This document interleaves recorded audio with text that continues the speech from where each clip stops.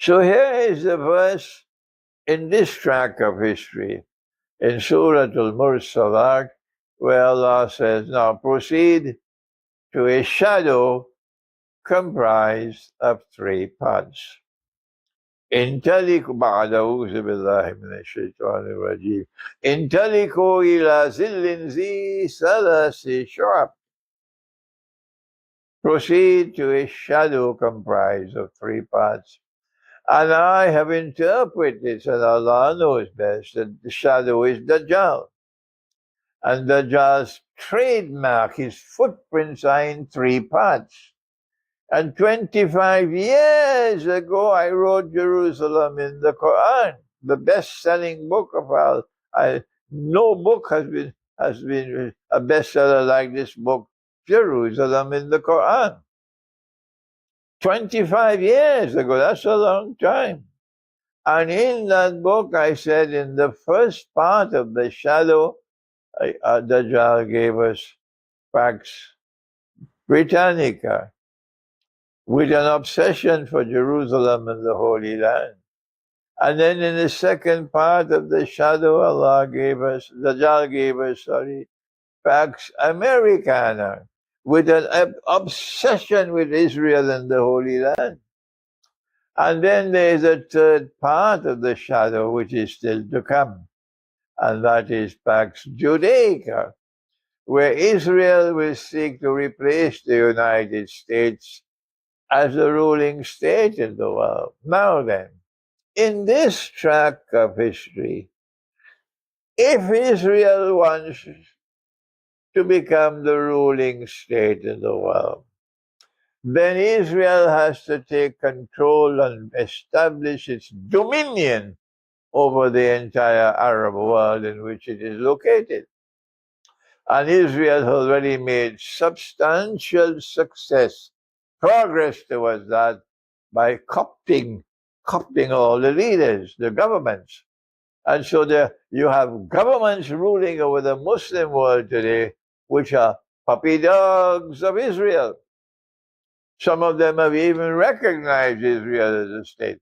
You have governments outside of the Arab world who have become puppy dogs of Israel.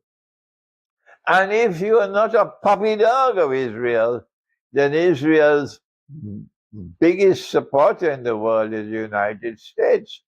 And they become puppy dogs of the United States. These are puppy dogs of Trump. You know who I'm talking about.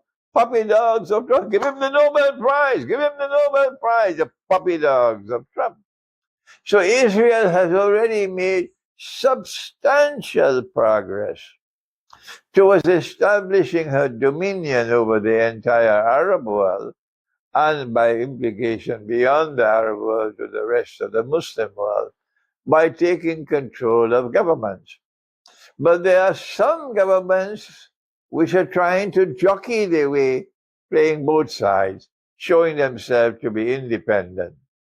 And there are other governments where Iran stands out for its integrity, that they relentlessly and without anything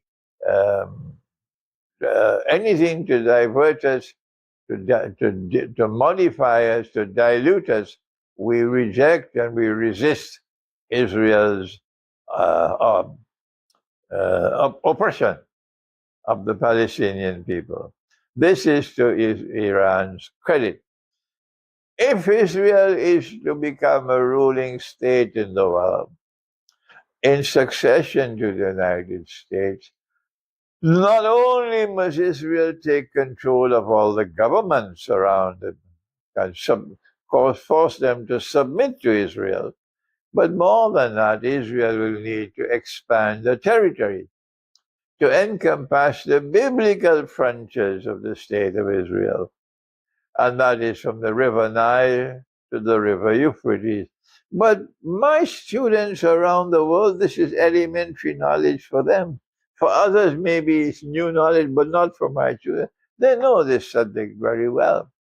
If Israel is to wage big wars to take control of that territory, then the process is that you first have to soften them before you can fight them and take control of their territory and expand the territorial frontiers of the state of Israel.